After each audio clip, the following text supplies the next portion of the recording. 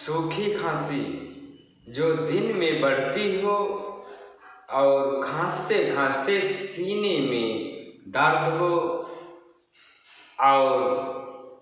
खांसने पर थोड़ा बलगम में मिला हुआ खून आना, तो आप ब्राइनिया एल्बा 1 ml की 1 बूंद 15 दिन में 1 बार लें।